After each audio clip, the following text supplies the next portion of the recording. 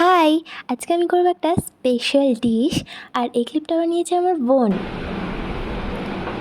তো বলেছে আমাকেও একটা গিফট করবে বানিয়ে, তাই তো? হ্যাঁ।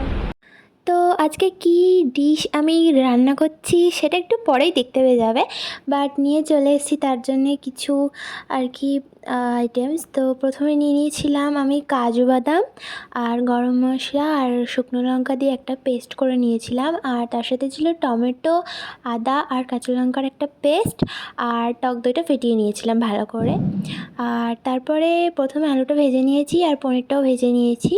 তো এবারে তেল গরম করে তাতে জিরে ফোড়ন দিয়ে আমি টমেটো, কাঁচা লঙ্কা, আদার পেস্টটা দিয়ে ভালো করে নেড়ে নিচ্ছি। তার উপর একটু হলুদ গুঁড়ো, জিরে গুঁড়ো, ধনে গুঁড়ো আর কাশ্মীরি লাল মির্চ দিয়ে দিয়েছি। তো আমি তো রান্না খুব একটা ভালো করতে পারি না, বাট মামাকে করতেও দেয় না বললেই চলে, কারণ আমি রান্না খুবই ঝাল করে ফেলি।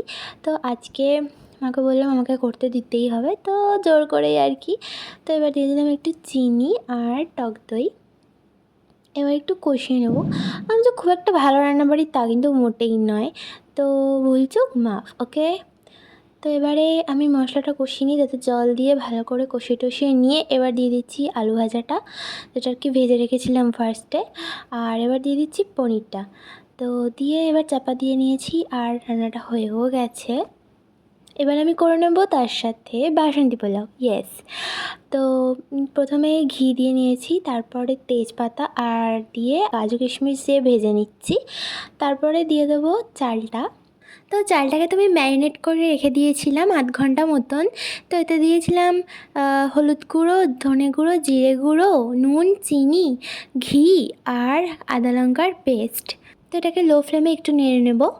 তো আজকের মেনু এটাই, বাসন্তী পোলাও আর তার সাথে পনির আলুর তরকারি। তো এই যে আমার ডিশ রেডি, পনির আলু, আর এদিকে পোলাওটাও রেডি। শনিবার তাই সবটাই ভেজ। তো দেখতে তো বেশ সুন্দর হয়েছে আমি জানি, আর খেতেও কিন্তু খুব স্পাইসি হয়েছে, আর আমার মায়ের ভীষণ ঝাল লেগেছে। আমার অবশ্য একটু স্পাইসি ভালো লাগে খেতে, তো আর কি করা যাবে। আর এবারে আমার মা আমাকে সার্ভ করে দিচ্ছে, মাকে বললাম তুমি সার্ভটা করে দাও। তো এটাই ছিল আজকের ডিনার।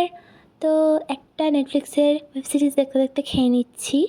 তো এই যে আমি সিরিজটা দেখছি, এটার নাম হচ্ছে ইফ উইশেস কুড কিল।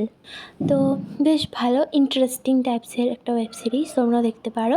আর এবারে খেতে বসে গিয়েছি, খেয়ে নিচ্ছি, ভীষণ খেতে পেয়ে গিয়েছে, অনেক খাটাখাটনি হয়ে গিয়েছে। And please please do like and subscribe my channel. So yeah, that's it for today. Bye.